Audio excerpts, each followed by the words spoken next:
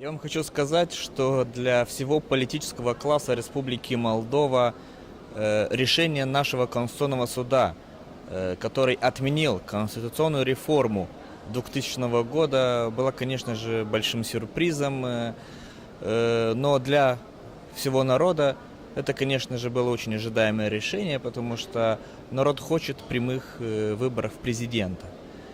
И, конечно же, мы абсолютно же согласны с волей народа и сделаем все возможное, чтобы в первый раз даже не за 16 лет, а за 20 лет, потому что последние президентские выборы в Молдове состоялись в 96 году, и первый раз за 20 лет, 30 октября, президент будет избран всенародно. И, конечно же, для Республики Молдова это очень важное событие, это новый элемент прямой демократии, и который, я думаю, что может дать новый импульс в развитии государства и в развитии всего политического класса. Хотя мы, конечно же, должны понимать, что Молдова остается парламентской республикой. Мы должны понимать, что даже всенародно избранный президент, полномочия президента не меняются, они остаются теми же полномочиями, как в парламентской республике. Но, конечно же, авторитет у всенародного избранного президента, конечно же, будет больше. И мы очень надеемся, что он станет ключевой фигурой, он станет тем медиатором между ветвями власти, чтобы не было больше конфликтов политических, кризисов, потому что, к сожалению, Молдова за последние годы завязла во многих политических таких неувязках, кризисов.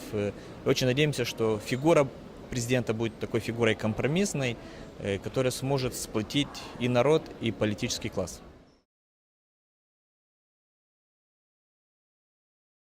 Очень хороший вопрос. Я вам хочу сказать, что у нас очень специфическое произошло изменение кодекса о выборах Республики Молдова, потому что наш Конституционный суд, он восстановил в действии те нормы закона, кодекса о выборах, которые действовали до 2000 года.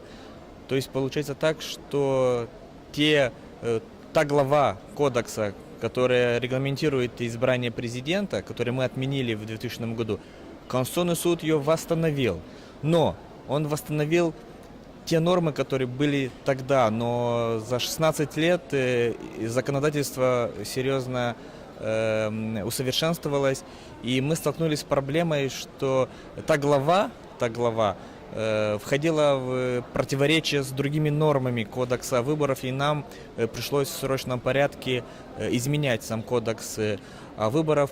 Самая серьезная проблема в том, что каждый кандидат, чтобы зарегистрироваться, ему надо собрать минимум 180 тысяч подписей, а для Молдовы это практически 15% всего населения с правом голоса. Естественно, нам надо было это менять. Я лично руководил парламентской группой о изменении кодекса о выборах. Я лично вместе с моими коллегами разработали законопроект. Мы его отправили на экспертизу в Венецианскую комиссию Совета Европы. Я лично участвовал в пленарном заседании Венецианской комиссии, и мы очень рады, что мы получили положительный отзыв от Венецианской комиссии на наш законопроект об изменении кодекса выборов, что касается президентских выборов. И, кстати, мы буквально 2 недели назад, исходя из заключений Венецианской комиссии, мы приняли в окончательном чтении изменения в кодексе о выборах. Также мы назначили тоже недавно новый состав Центральной избирательной комиссии, так что Республика Молдова полностью готова к проведению президентских выборов 30 октября. Закон есть, мы устранили все несоответствия, усовершенствовали кодекс о выборах, исходя из тех рекомендаций.